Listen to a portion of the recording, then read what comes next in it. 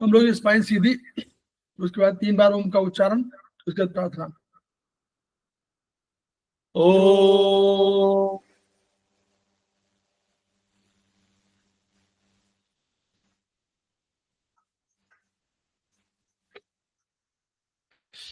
ओ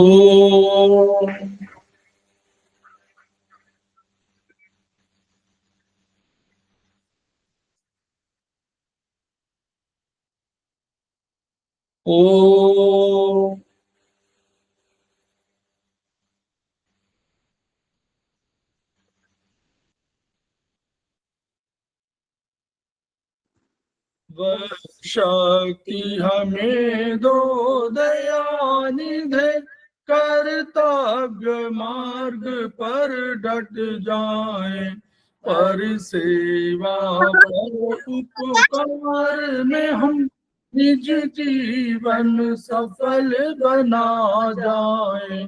वह शक्ति हमें दो दयानिधे, कर्तव्य मार्ग पर डट जाए।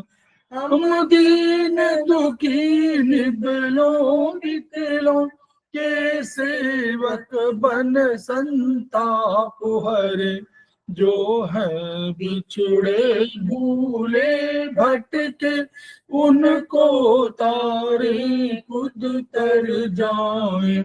वह शक्ति हमें दो दयानिधे, कर्तव्य मार्ग पर डट जाए।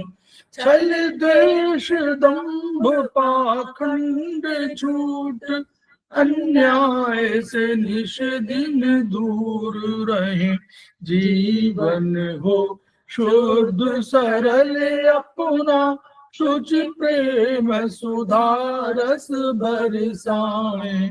वह शक्ति हमें दो दयानिधे, कर्तव्य मार्ग पर डट जाए। निज आन मान मर्यादा का प्रभु ध्यान रहे, अभिमान रहे। जिस देव भूमि में जन्म लिया, बलिदान उसी पर हो जाए। वह शक्ति हमें दो दयानिधे, कर्तव्य मार्ग पर डट जाए। पर सेवा पर उपकार में हम निज जीवन सफल बना जाए।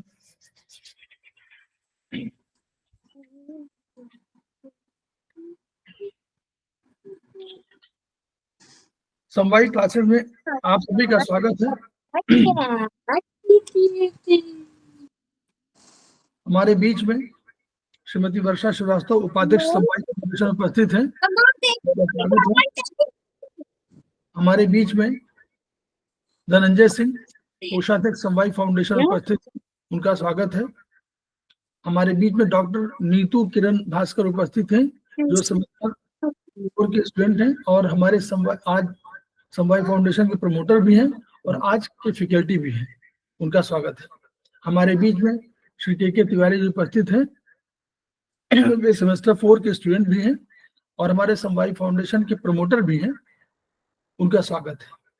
हमारे बीच में प्रतिमा राय जी उपस्थित हैं, वे समवाय फाउंडेशन की प्रमोटर हैं, सेमेस्टर 1 की स्टूडेंट हैं, उनका स्वागत है।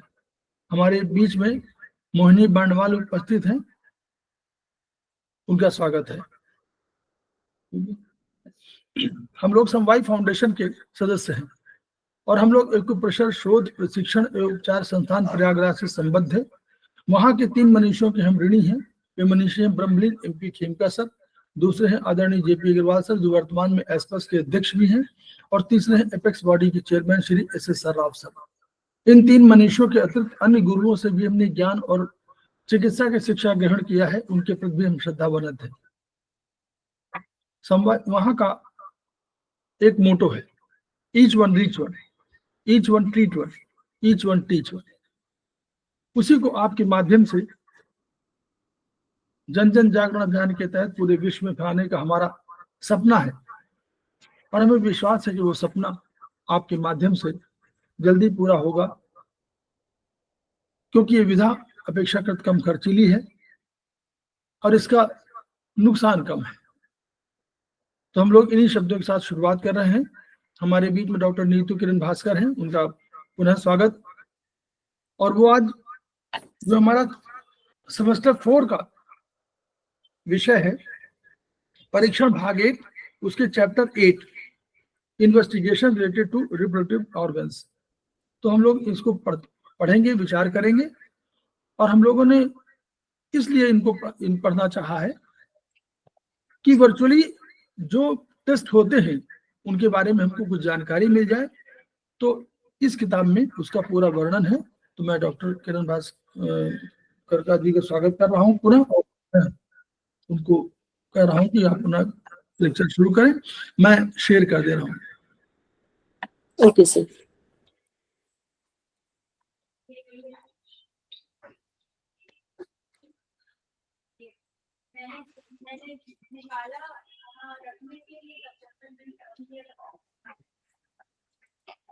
शेयर हो रहा है ना? Yes sir. Sure. Investigation related to reproductive organ. बच्चों की प्रजनन अंगों की ग्रोथ हार्मोन पर निर्भर करती है, किंतु युक्त अंगों को परिपक्वता मैच्योरिटी सेक्स हार्मोन देते हैं।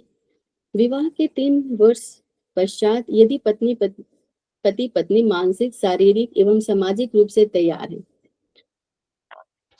महिला ने गर्भ धारण न किया हो और गर्भ निरोधक उपाय न किए हो, तो प्रथमतः पति पत्नी को अपने बुजुर्ग या मैरिज काउंसलर से सलाह लेनी चाहिए। एक्चुअली यहाँ पे ये कहा जा रहा है पहले लाइन में कि बच्चों का जो ग्रोथ होता है, स्पेशली रिप्रोडक्टिव ऑर्गन्स का, वो उसके ग्रोथ हार्मोन के ऊपर डिपेंड करता है। और अगर वैसा नहीं हो रहा है तो इसका मतलब उसके लिए सेक्स हार्मोन जिम्मेदार है। सेकेंड लाइन में है कि after marriage, 3 years after marriage, अगर फीमेल है प्रेग्नेंट नहीं होती है और उसने कुछ भी ऐसा प्रिकॉशन नहीं लिया, प्रिवेंशन नहीं किया है, फिर भी वो कंसीव नहीं करती है, तो उसे देन हमें सोचने की बात है, क्योंकि एक हेल्दी वीमेन आफ्टर 3 इयर्स मतलब किसी न केस में उसको कंसीव करना चाहिए, अगर वो इच्छुक है तो। दोनों हस्बैंड वाइफ अगर इच्छुक है तो 3 years is more than enough to conceive. ऐसी स्थिति में प्रथमतः पुरुष के लिंग एवं सीमेन की जांच होनी चाहिए। अगर कोई भी फीमेल कंसीव नहीं कर रही है तो उस केस में हस्बैंड का सीमेन कॉर्न्स, या फिर उसके रिप्रोडक्टिव ऑर्गन में कोई प्रॉब्लम नहीं है, क्वालिटी में कोई दिक्कत तो नहीं है, क्वांटिटी क्वालिटी उसके ऑर्गन सभी को चेक करते हैं। लिंग उत्थान, इरेक्शन ऑफ पेनिस, इंटरकोर्स हेतु सक्षम है या नहीं, तत्पश्चात वीर्य की जांच पुरुष की फर्टिलिटी की क्षमता जांच करती है। इन दोनों परीक्षणों के पश्चात ही महिला की जांच निर्देशित होती है। अगर ऐसे हमारे पास पेशेंट भी अगर आते हैं, कोई कपल आते हैं कि दे आर नॉट कंसीविंग, तो हम सबसे पहले मेल का चेक करवाएंगे कि उनमें कोई प्रॉब्लम तो नहीं है। तो क्या क्या हमें चेक करना है वहाँ पे बताया गया कि उनका इरेक्शन देखेंगे, उनकी फर्टिलिटी चेक करेंगे, सीमेन कॉर्न्स क्वालिटी सब कुछ उनका चेक करेंगे। अगर वो बिल्कुल सही है देन हम फीमेल का चेक करवाते हैं। उसके पश्चात प्रोस्टेट ग्लैंड की हाइपरट्रॉफी कैंसर, इसकी इन मतलब कुछ और भी डिजीज हैं। नॉर्मली तो इन चीजों की वजह से वो कंसीव नहीं कर रही है उनकी वाइफ, लेकिन उसके अलावा और भी बहुत सारे चीज हैं जिसकी वजह से उनका क्षमता घट सकता है। तो उसमें क्या है, प्रोस्टेट ग्लैंड की हाइपरट्रॉफी या कैंसर, टेस्टिस का कैंसर, इन दोनों ही स्थितियों में बायोप्सी की संतुति होती है। एक्चुअली सभी लोग जानते हैं कि बायोप्सी से ही कैंसर को कंफर्म किया जाता है। नीचे है महिला चिकित्सक रोगी महिला की जांच चरणों में करती हैं। महिला की मानसिक, सामाजिक एवं शारीरिक स्थिति, महिलाओं में मानसिक स्थिति का बहुत बड़ा रोल होता है, अतः चिकित्सक को महिला का कॉन्फिडेंस जितना आवश्यक होता है ताकि महिला उसकी अपनी मानसिक ग्रंथियों का खुलासा कर सके। खासकर जब हम लोग हॉलिस्टिक पढ़े हैं, तो हमारे पास जब कपल आते हैं, स्पेशली जो लोग क्लिनिक चला रहे हैं, तो आज की स्थिति में ज़्यादा ये बात है कि वो एक्चुअली साइकोसोमैटिक, ये मैं थोड़ा ऐड कर रही हूँ, तो वो मेंटली प्रिपेयर नहीं होती हैं। उनको बहुत टफ लगता है आज के ज़माना के अनुसार बच्चों को संभालना। वो कहीं न कहीं इंटरनली बहुत स्ट्रगल करती है, क्या मैं सही में बच्चे को सही से देखभाल कर पाऊँगी?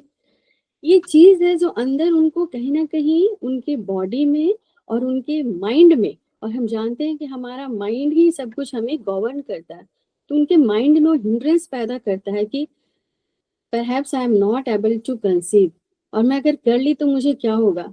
ये भी एक स्थिति है इन सारे फिजिकल के बावजूद मेटाफिजिकल में, कि वो कंसीव नहीं कर पाती हैं, और अगर करती भी है तो मिसकैरेज भी बहुत होता है, क्योंकि उनमें इतने नेगेटिव थॉट्स होता है कि उसे होल्ड नहीं कर पाती है वो प्रेगनेंसी को। तो यहाँ भी यही लिखा हुआ है कि उसके मेंटल स्थिति को देखते हैं कि क्या वो मेंटली प्रिपेयर है, और कई केस में तो वो दोनों ही मेंटली प्रिपेयर नहीं होते हैं। कोई तो एक है जो मेंटली प्रिपेयर नहीं होता है कि अभी मुझे बेबी चाहिए, तो इस स्थिति में भी वो कंसीव नहीं कर पाती हैं। उसके बाद उसका मेंसेस देखते हैं कि क्या वो सही ढंग से है, उनके डेट सही है, क्वालिटी सही है, कलर ऑफ ब्लड सही है, सारे वुमेन्स से रिलेटेड उन चीज़ों को चेक करवाते हैं। फीमेल रिप्रोडक्टिव ऑर्गन का अल्ट्रासाउंड करते हैं और फिर उसके ऊपर स्टडी करते हैं। उपकरणों द्वारा ओवेरियन साइकिल का अध्ययन करते हैं। उसमें है test anovular menstrual cycle, formation of corpus luteum. Corpus luteum बनने के बाद ही मेंसेस बाहर आते हैं, तो वो सारे चीज का चेक करते हैं कि कहाँ पे अगर पीरियड में कुछ भी साइकिल में प्रॉब्लम है तो किस स्टेज में है, बिकॉज पीरियड्स एक मेंसेस जो है वो काफी स्टेज में होता है, तो उन सब एक एक स्टेज को चेक करते हैं। फिर रक्त में महिला सेक्स हार्मोन, और हार्मोन का भी बहुत बड़ा रोल है इंडोक्राइन ग्लैंड का, तो ब्लड में वो हार्मोन कितना है उसके अनुसार चेक करते हैं। वर्तमान में वैज्ञानिक तकनीकें इतनी एडवांस है कि स्वस्थ एवं फर्टाइल शुक्राणु एवं अंडों को फर्टिलाइज करवाकर जायगोट को गर्भाशय में इम्प्लांट किया जाता है। अब मातृत्व सुख की सीमाएं विशाल रूप से खुली है। ये सच है कि जो लोग सीरियसली नहीं होती थी पहले किसी खास रीजन से, लेकिन उनका नंबर बहुत कम था। मेडिकल साइंस बहुत एडवांस हो गया है, पहले नहीं था, फिर भी पहले ऐसे पेशेंट बहुत कम थे कि नहीं हो पाती थी वो कंसीव। आज बहुत मेडिकल साइंस बढ़ एडवांस हुआ, फिर भी नंबर ऑफ इनफर्टिलिटी ज़्यादा बढ़ गया है। बट फिर भी मेडिकल साइंस का कंट्रीब्यूशन है कि बहुत सारी टेक्निक्स है, उसमें एक है IVF, वही है कि उसमें स्पर्म और एग को बाहर फर्टिलाइज करके फिर यूट्रस में इम्प्लांट करते हैं। उसके बाद सरोगेट मदर भी, बहुत सारे आजकल ऑप्शंस बढ़ गए हैं, तो वो फिर वो जायगोट को यूट्रस में इम्प्लांट किया जाता है और इस तरह से वो उनको बेबी होता है। वेनरल डिजीज एवं HIV टेस्ट परीक्षण भी आवश्यक होता है। इनफैक्ट हम लोग भी जब आजकल प्रेगनेंसी में इतने टेस्ट करवाते हैं, तो फर्स्ट टाइम हमारा भी HIV टेस्ट हुआ था। ये सब प्रिकॉशनरी लेवल पे टेस्ट करवाया जाता है ताकि बीच में कुछ प्रॉब्लम नहीं हो। उसी में एक और है एडवांस में कि HIV इसका RH नेगेटिव का, अगर फीमेल नेगेटिव होती है और हस्बैंड पॉजिटिव होते हैं तो उनको in between during 9 months of pregnancy एक बार एक इंजेक्शन दिया जाता है। जस्ट आफ्टर बेबी के बर्थ के बाद भी एक दिया जाता है। अगर बच्चा पॉजिटिव है, मदर नेगेटिव है और फादर भी पॉजिटिव है, तो तुरंत दिया जाता है। नहीं तो वो अगर 5 साल के अंदर फिर से कंसीव की तो वो सेकेंड बेबी मेंटली चैलेंज्ड होता है। पहले इस बात को नहीं जानते थे। 1975 में RH नेगेटिव फैक्टर सामने आया, इससे बहुत हेल्प हुआ।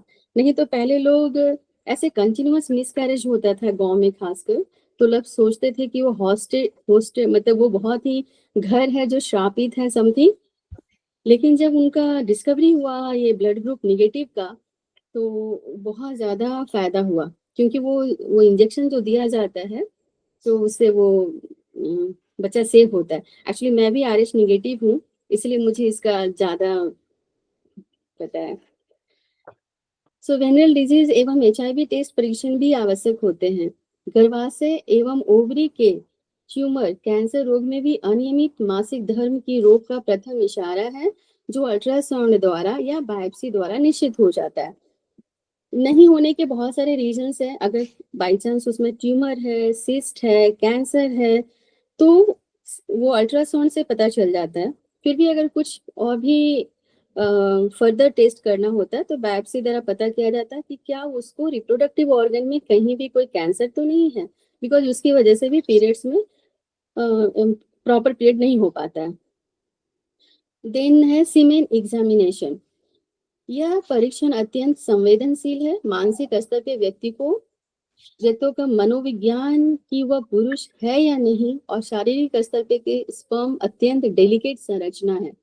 अतः इस परीक्षण हेतु वीर्य का एकत्र करना एवं एक हाई क्लास टेक्निक है, जिसके लिए निम्नलिखित सावधानी रखी जाती है।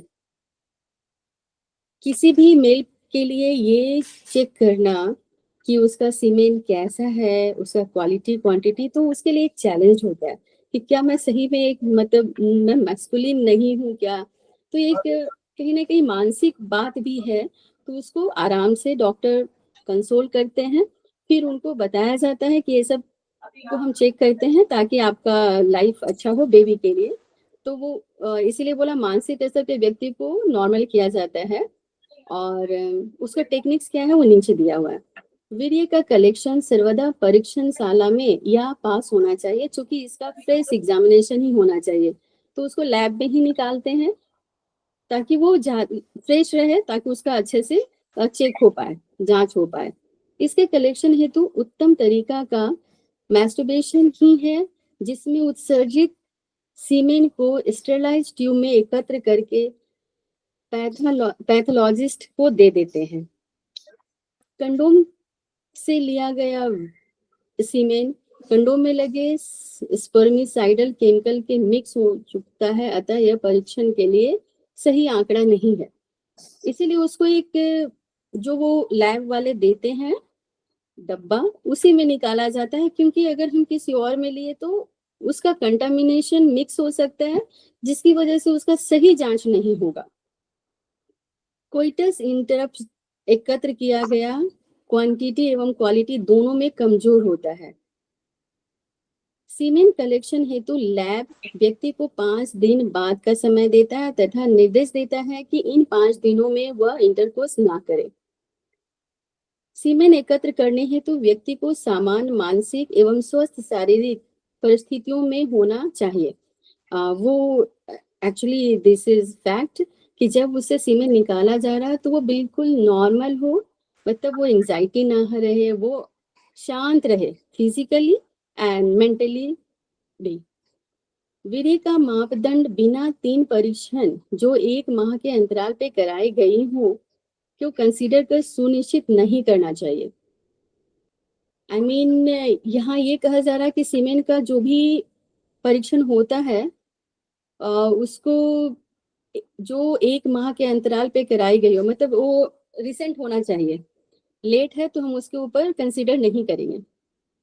सीमेन एकत्र करने के पश्चात सीमेन का अध्ययन निम्न आंकड़े देता है। Total volume obtain should be 3 to 5 millilitre, that is the average. 3 से 5 मिलीलीटर होना चाहिए total volume.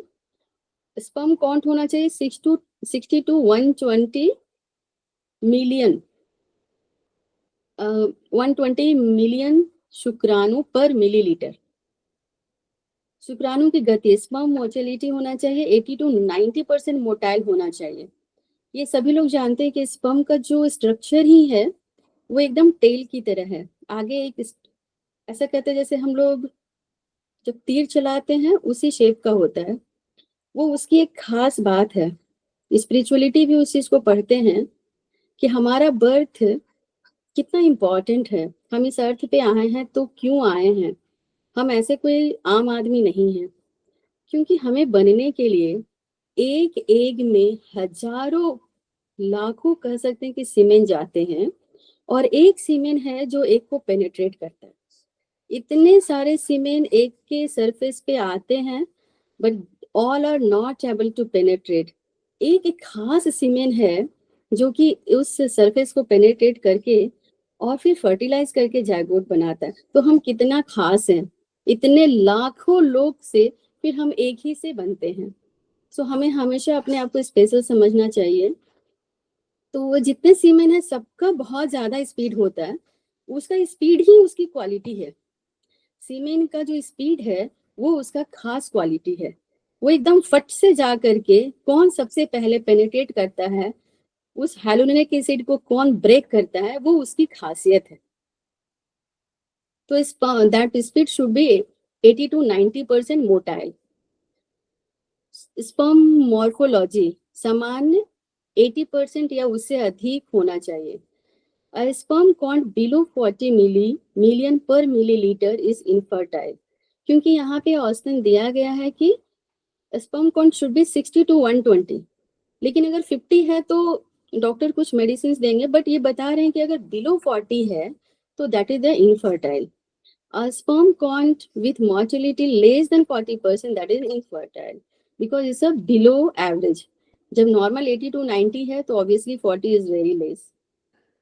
With a negative report, the person is instructed to report after a month with the following precautions: general hygiene, exercise, spacing of coitus, high protein diet with adequate vitamins and minerals, least use of alcohol and tobacco। I mean, हम ज़्यादा alcohol tobacco जब लेते हैं male person, और in fact now female भी लेती हैं, तो ये हमारे रिप्रोडक्टिव ऑर्गन को बहुत ही हार्म पहुंचाता है। और एक्चुअली स्पेशली मुझे यहाँ पे मैं थोड़ा ऐड कर रही हूँ सर, लेकिन आजकल की जो फीमेल है वो लड़कों से बोलते हैं हम बराबर हैं, और वो भी स्मोक करती हैं, अल्कोहल लेती हैं। बट बाय द वे हमारा जो बॉडी स्ट्रक्चर है फीमेल का, हमारा ऐसे स्ट्रक्चर, हमारे पास ऐसे ऑर्गन है जो हम बहुत ही इमीडिएट असर करते हैं। मेल का थोड़ा अल्कोहल लेना या स्मोकिंग करना चलता भी है, बट फीमेल अगर करती है तो उसको बिल्कुल नहीं चलता है।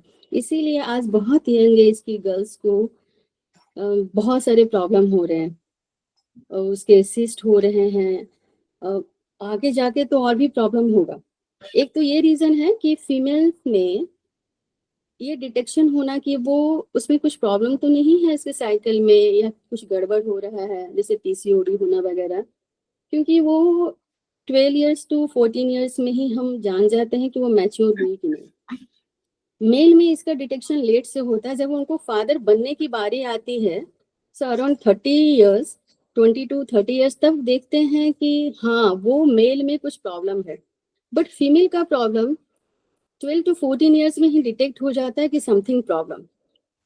एक तो ये भी रीजन है, और दूसरा ये जो हम अल्कोहल लेते हैं तो गर्ल्स हमेशा समझती है कि हम क्यों नहीं, लड़कों से कम है क्या। और यहाँ पे तो बैंगलोर में मैंने देखा है, रात में एक बार मैं अपनी ही नीस को हॉस्पिटल से रिलीज करने गई थी 11 o'clock and they were smoking.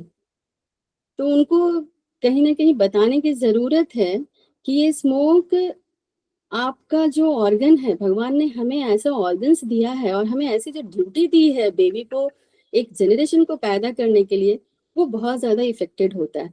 तो हमें नहीं करना चाहिए उस काम को। तो ये सब अल्कोहल और टोबैको यूज करने मना करते हैं, हमें हाई प्रोटीन डाइट लेने बोलते हैं, हमें मतलब मेल को जब ऐसा कुछ एबनॉर्मल आता है तो एडुकेट विटामिन एंड मिनरल होना चाहिए, और हाइजीन, एक्सरसाइज, ये सब का भी ख्याल करना चाहिए, तब वो सही स्पर्म बन पाता है। Now examination of the female sex organs. महिला जननांगों के संबंधित सामान्य अनियमितताएं निम्न है: menstruation, vaginal discharge and leukorrhea। So first one, irregularities in menstruation। मासिक धर्म महिलाओं में मातृत्व क्षमता की घोतक है। इसका सामान्य अंतराल 28 ± 3 डेज होता है। आई मीन मिनिमम 25 डेज और मैक्सिमम 31 डेज का साइकिल होना चाहिए। जिनमें 3+2 दिन +3 ± 2 डेज वजाना में रक्तस्राव होता है। तो सम फीमेल, किसी के केस में 3 डेज होता है, किसी के केस में 5 डेज होता है। अगर किसी भी गर्ल को 3 डेज से कम डिस्चार्ज होता है तो they should meet to doctor. किसी को 5 डेज से ज्यादा अगर होता है तो उनको भी मिलने की जरूरत है, क्योंकि कहीं ना कहीं वो दिखाते हैं कि हाँ कुछ प्रॉब्लम है। और खासकर हमारे साइंस में तो बहुत सारे ऐसे पॉइंट्स है कि उसको पॉइंट लगाते ही वो नॉर्मल हो जाता है। अदरवाइज बहुत सारी लेडीज मिलती हैं तो बोलती हैं हमको बचपन जब से हमें शुरू हुआ तब से ही हमारा 7 डेज है, तब से ही हमें 21 डेज है। एक्चुअली उनका ट्रीटमेंट उस टाइम पे हो जाता तो शायद वो साइकिल सही हो जाता, और उसके गड़बड़ी की वजह से हार्मोन्स का भी प्रॉब्लम हो सकता है। या ये हम जानते हैं कि पीरियड में जो डिस्चार्ज होता है वो लीवर गवर्न करता है। वो ऐसा समझ सकते हैं मेंसेस है जो टैब है और लीवर है जो टैंक है। तो लीवर में जब ब्लड नहीं रहता है तो हमारा ब्लड ठीक से डिस्चार्ज भी नहीं होता है। तो जब भी कोई भी गर्ल या फीमेल जिनको ऐसा इरेगुलरिटीज है, आई मीन 28 ± 3 डेज के बियॉन्ड और पहले है, या डिस्चार्ज 5 डेज से ज्यादा और 3 दिन से कम है, तो उनको डॉक्टर से मिलना चाहिए। नीचे है मेनोरेजिया। महिला में क्या करूं? महिलाओं में माहवारी अंतराल सामान्य है, किंतु रक्तस्राव का काल सामान्य से अधिक हो या सामान्य से अधिक मात्रा में रक्तस्राव हो, ऐसी दशा सामान्यतः सेक्स हार्मोन के असंतुलन होने के कारण होता है। तो हार्मोन्स का इम्बैलेंसेस की वजह से ये चीज गड़बड़ होता है, और यहाँ पे भी यही बोला है कि इसके लिए हमें डॉक्टर से मिलना चाहिए। सो कंक्लूजन इज हियर, महिला के मासिक धर्म के अध्ययन के साथ साथ उसके सेक्स हार्मोन का रक्त स्तर की जांच होनी चाहिए। इसके अलावा महिला को संतुलित भोजन एवं वसा एवं प्रोटीन अत्यधिक महत्वपूर्ण है। सही डाइट होना बहुत जरूरी है, और साथ में उसके सेक्स हार्मोन्स का भी ब्लड में चेक करते रहना चाहिए। पॉलीमेनोरिया। महिला में माहवारी अंतराल सामान्य से लगभग आधा हो जाता है। इस दशा को महिला का गर्भाशय यूट्रस गर्भाधारण हेतु तैयार नहीं होता है। इस दशा में रक्तस्राव भी अधिक होता है। यह पोवर्टी आफ्टर चाइल्ड बर्थ तथा मानसिक असंतुलन में सामान्यता देखी जाती है। अगर सामान्य से अधिक है तो हम उसको बोले कि मेनोरिया हुआ है। यहाँ पे पॉलीमेनोरिया है, मतलब हाफ हो जाता है। जो मेंस्ट्रुएशन का टाइम है अगर नॉर्मल से हाफ हो जाए, या उसका यूट्रस है जो आधा हो जाता है ऑलमोस्ट कॉन्ट्रैक्ट होकर के, तो ऑब्वियसली वो कंसीव करने के लिए रेडी नहीं है। और ऐसा होता है, या पॉवर्टी आफ्टर चाइल्ड बर्थ, या कभी कभी हम इमोशनल डिस्टरबेंस होते हैं तो भी इन चीजों को देखा जाता है। सामान्यतः यह स्थिति समय के अंतराल में स्वतः ठीक हो जाता है। अन्य स्थितियों में गर्भाशय कैंसर का निवारण हेतु गर्भाशय का अल्ट्रासाउंड एवं गर्भाशय की बिopसी करवानी चाहिए। नॉर्मली अगर ऐसे बोलते भी हैं कि जब शुरू होता है तो गर्ल्स को बोलते हैं कोई बात नहीं, थोड़ी दिनों के बाद वो नॉर्मल हो जाएगा जब सेटअप होता है। तो after child birth also 1-2 years तक थोड़ा गड़बड़ चलता है, फिर बाद में वो नॉर्मल हो जाता है। लेकिन अगर अंतराल के बाद भी नॉर्मल नहीं होता है तो उस स्थिति में हमें अल्ट्रासाउंड करवाना चाहिए, क्योंकि आजकल कैंसर वगैरह का बहुत ज्यादा नंबर्स बढ़ गया है। कंटिन्यूअस ब्लीडिंग फ्रॉम पर वेजाइनम। यह दशा यदि चोट लगने के कारण नहीं हुई है तो निम्न दशाओं की संभावनाएं होती है। अगर वेजाइनल ब्लीडिंग हो रही है, सर आगे बढ़ाएंगे। अगर वेजाइनल ब्लीडिंग हो रहा है लेकिन एक्सीडेंटल नहीं हुआ है, मतलब चोट वगैरह लगा है नहीं लगा है और फिर भी हो रहा है, तो ऐसे में हमें चेक करवाना चाहिए। सर नीचे करेंगे।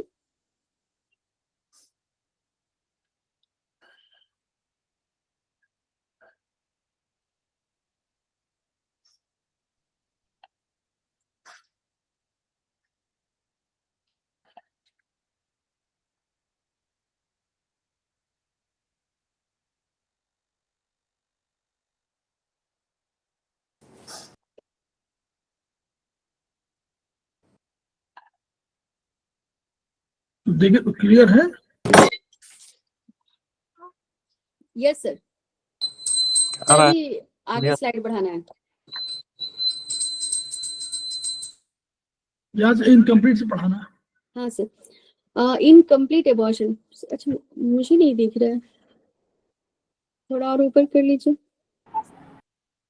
इसे इनकम्प्लीट एबॉर्शन, गर्भ गिरने के पश्चात प्लासेंटा का कुछ भाग इंट्रेस में ही रह जाता है।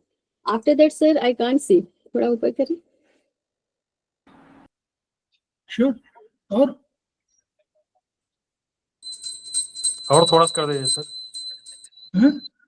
और थोड़ा सा कर दीजिए। आया? दिख तो रहा है सर पूरा। एक मिनट। ये तो नीचे है, ये तो सेकंड पेज है, ये तो पेज नंबर 92 है, ये तो 91 में 91 पढ़ा रही थी ना? यहीं पे रहना था, यहीं पे सही है। सी पे पढ़ा रही है, सी।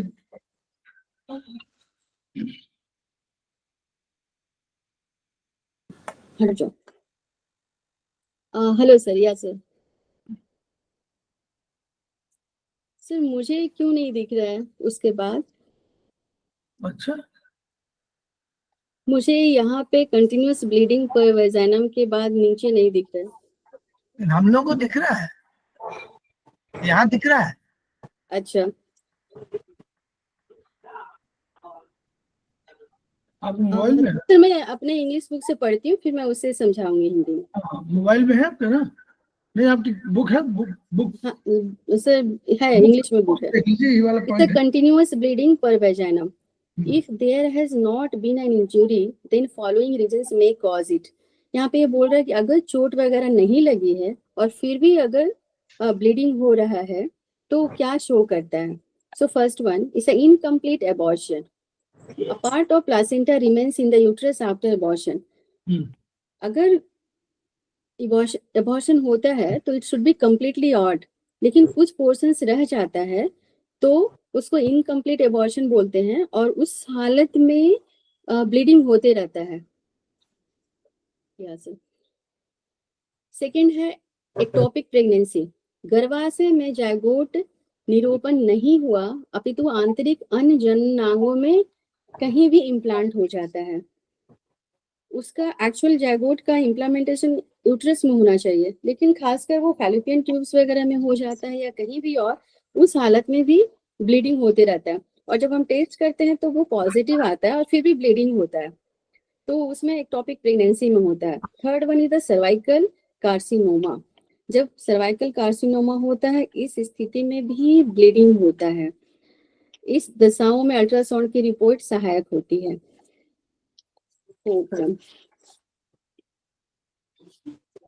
ब्लड क्लॉट्स इन मेंस्ट्रुएशन फ्लो। यस। माहवारी के प्रथम दिन रक्त के कुछ थक्के जाना सामान्य माना जाता है, किंतु अधिक मात्रा एवं अधिक दिन रक्त के थक्के रह जाना रक्तस्राव के असंतुलित कंपोजिशन का घोतक है। स्राव हो रहे रक्त में एंटी कोआगुलेशन, हिस्टामिन एवं एंजाइम फाइब्रोजिनोसिन की कमी रक्त को जमने देता है। आफ्टर मेंस्ट्रुएशन कुछ a few clots of first day is normal but excessive clots means a wrong. okay, जब पीरियड शुरू होता है तो फर्स्ट कुछ दिन तो ठीक से होता है ब्लीडिंग, उसके बाद उसमें क्लॉट आने शुरू होता है। इसका मतलब है कि उसका कंपोजिशन ब्लड का ठीक नहीं है, उसमें एक डिफिशियंसी है किसका? एंटीकोगुलेंट हिस्टामिन का, जो एंड फाइब्रोनोसिन का। ये दोनों ही वो उसको क्लॉट बनाने में हेल्प करता है, उसको बनने नहीं देता, उसकी कमी है इसीलिए वो क्लॉट बाहर आने लगता है। उसका रिजल्ट क्या है? Balance diet with vitamin and minerals and exercise is necessary. Biopsy of the uterus may be done.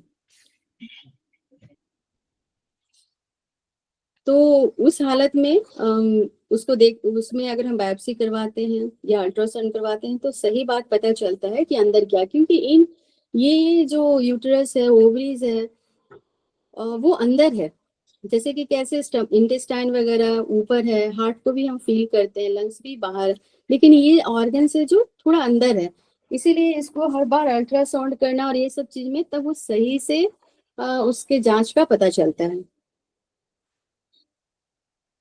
Amenorrhoea, महिलाओं में गर्भ धारण करने की उम्र में मासिक न होना, सामान्यतः उनमें गर्भ धारण करने की सूचना होती है, अन्यथा निम्न दशाओं की संभावनाएं होती है। एमनोरिया का मतलब होता है कि नहीं हो रहा, उसका पीरियड ही नहीं हुआ है। एक्चुअली वो फीमेल का एज बहुत हुआ है, आई मीन उसको अब वो एज है कि प्रेग्नेंट हो लेकिन उसमें पीरियड्स ही नहीं आया है। तो ऐसी हालत में क्या क्या प्रॉब्लम मतलब क्या वो दिखाता है कि क्या प्रॉब्लम रहा होगा। तो हाइपोपिट्यूटरी मतलब पिट्यूटरी ग्लैंड की, हाइपो का मतलब होता है कि कम होना, तो पिट्यूटरी ग्लैंड का सिक्रीशन कम हो रहा है। अगेन हाइपोथायराइडिज्म मतलब थायराइड ग्लैंड का भी सिक्रीशन कम हो रहा है। एड्रिनल ग्लैंड की अधिकता, यहाँ पे एड्रिनल ग्लैंड है जो हाइपर काम कर रहा है। एंड सर्वाइकल में ब्लॉक भी हो सकता है, मतलब इन चारों में अगर एक भी हुआ या ये चारों भी है या एक दो कुछ भी हो सकता है, इस स्थिति में भी मेंसेस है जो टाइम पे नहीं आते हैं। उपरोक्त समस्त दशाओं में अल्ट्रासाउंड एवं रक्त हार्मोन का स्तर रोग निदान में सहायक होता है। हम जब ब्लड टेस्ट करते हैं तो ब्लड से हार्मोन्स का लेवल पता चल जाता है, उससे भी समझ में आता है कि कौन ऑर्गन काम नहीं कर रहा है जिसकी वजह से पीरियड नहीं आ रहे, या फिर हम अल्ट्रासाउंड भी करते हैं। सेकंड है वेजाइनल डिस्चार्ज। स्वस्थ महिला का वेजाइना में सामान्यतः संज्ञान में आने वाला स्राव नहीं निकलता। कुछ जमी protein that is the coagulated type एवं मरी हुई कोशिकाएं निकलते हैं जो कि योनि मार्ग की सफाई में निकल जाते हैं। इस प्रकार का स्राव महिला में मासिक एवं पूर्व एवं गर्भ धारण के दौरान बढ़ जाता है। असामान्य रूप से योनि मार्ग में स्राव निम्न से निम्न प्रकार वर्गीकृत है।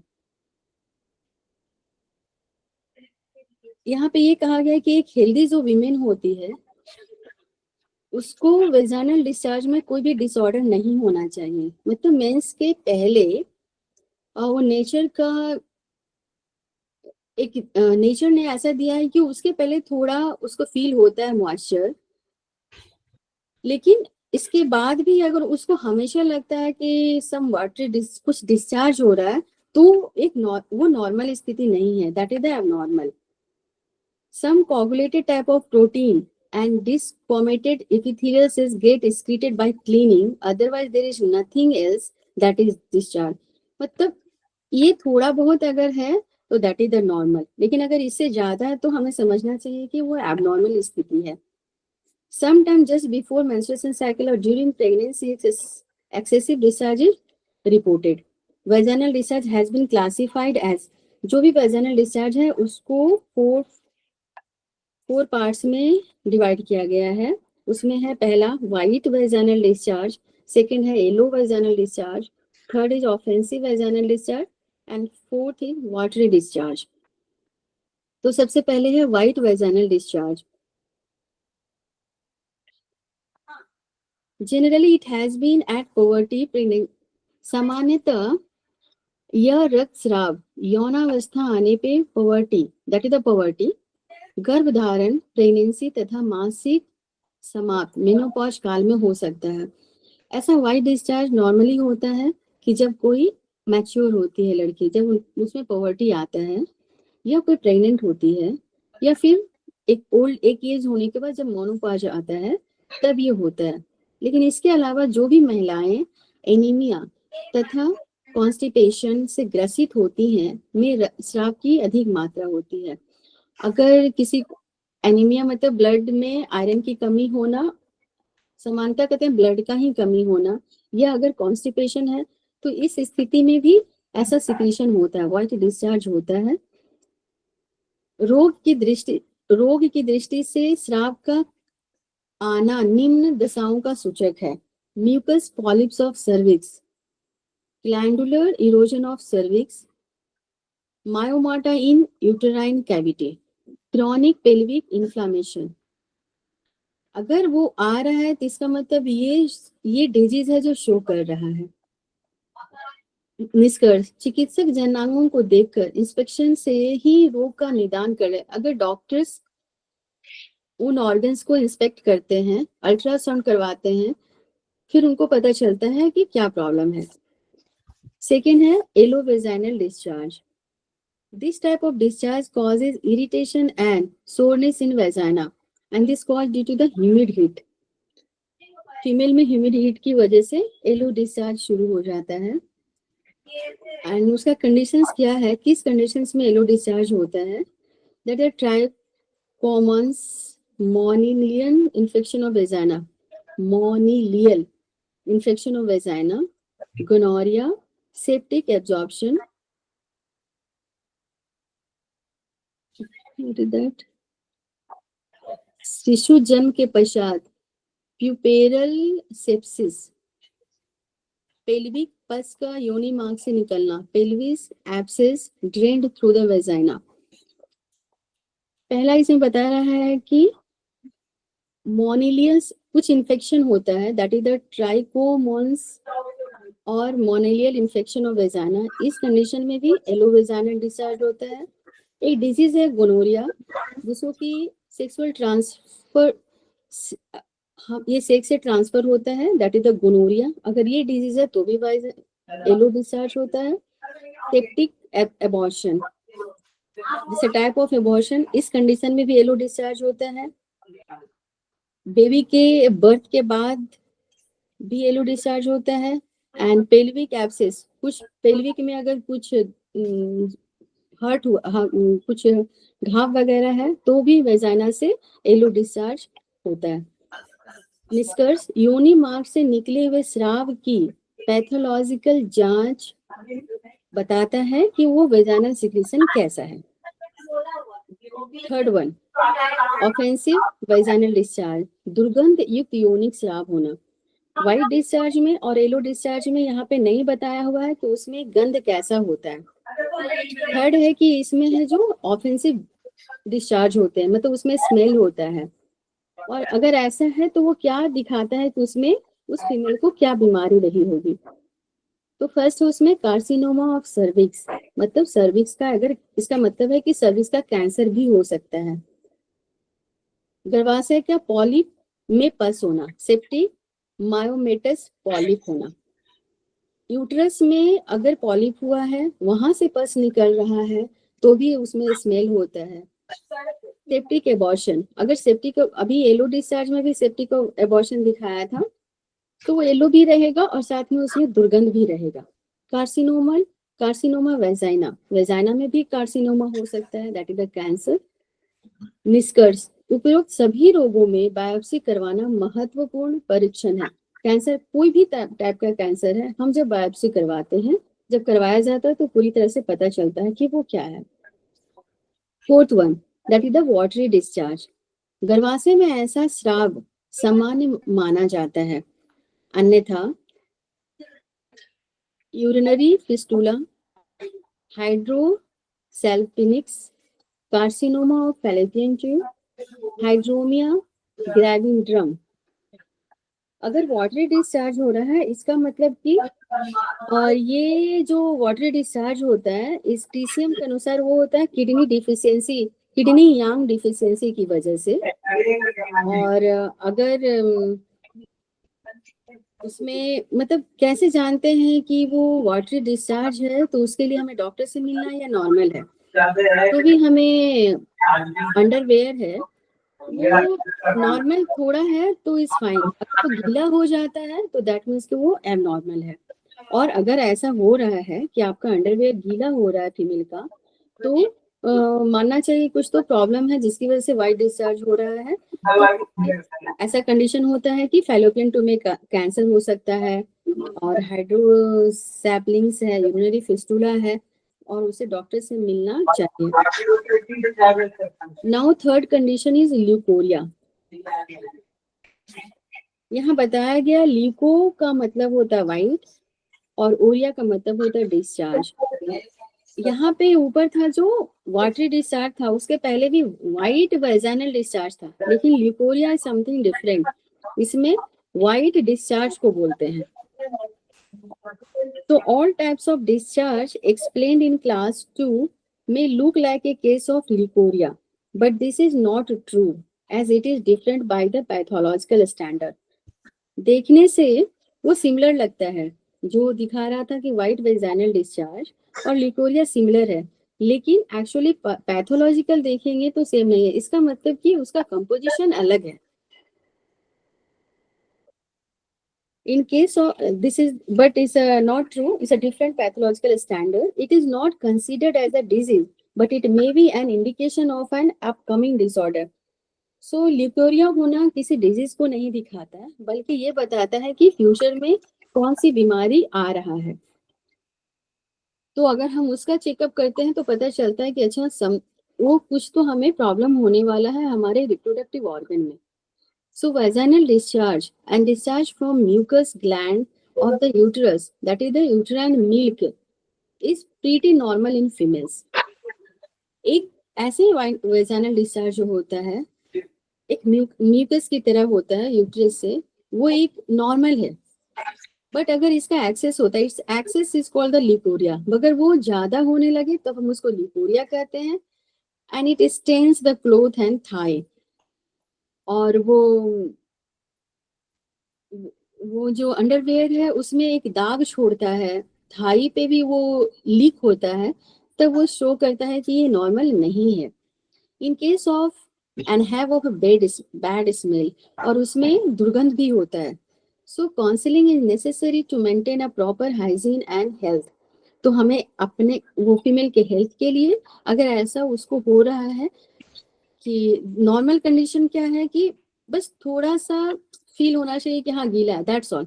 लेकिन अगर स्टेन है, बैड स्मेल है, तो हमें डॉक्टर से, फीमेल को डॉक्टर से मिलना चाहिए ताकि उसके प्रॉपर हेल्थ। कभी कभी फीमेल डॉक्टर से बताने में हिचकती हैं कि उनको ये प्रॉब्लम है, बट उनकी ये बाद में फिर फ्यूचर में कुछ और प्रॉब्लम हो सकता है। फिलहाल उनको एक अपने हाइजीन के लिए और हेल्थ के लिए इस कंडीशन पे डॉक्टर से मिलना चाहिए। Because of protein gets eliminated, hence patient should take a balanced diet। और इस कंडीशन में फीमेल को एक बहुत ही बैलेंस डाइट लेना चाहिए। एंड महिला शरीर को तो फीमेल को संतुलित भोजन एवं नियमित रूप से खाना चाहिए। स्पेशली फीमेल को देखा गया है कि संतुलित तो ठीक है, खा भी लेती है, लेकिन नियमित नहीं हो पाता है। इसकी वजह से उनका स्प्लीन भी वीक हो जाता है। स्पेशली फीमेल्स में स्प्लीन वीक होता है, एक तो ह्यूमिडिटी की वजह से भी होता है, हमेशा किचन में काम करते रहना, और ऊपर से खाने का समय पे नहीं खाना खाती हैं तो स्प्लीन, किडनी सब वीक हो जाता है। और तो इन चीजों का ध्यान रखना चाहिए। That's all sir, thank you so much. बहुत बढ़िया, बहुत ही अच्छा पढ़ा ma'am, thank you. Thank you so much sir.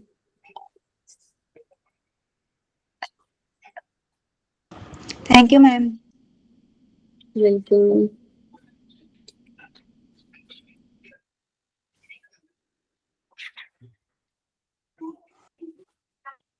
बहुत बढ़िया। देखिए हम लोग शुरुआत सेमेस्टर 4 की कर चुके हैं, और ये किताब अब पढ़ने में अब लग रहा है कि बहुत अच्छी किताब है, और हम लोग इसको जो है उपेक्षा करते हैं नॉर्मली, क्योंकि बहुत सी चीजें जो हम लोग समझ सकते हैं इसी के माध्यम से जान सकते हैं।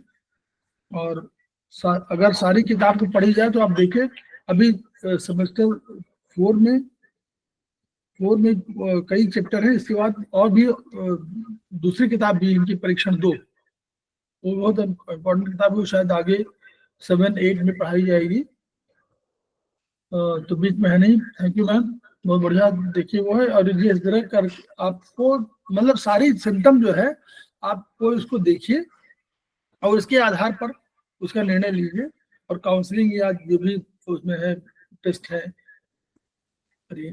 तो इसको, इस वीडियो को प्रसारित करिए, लोगों को बताइए कि ये किताब बहुत अच्छी किताब है।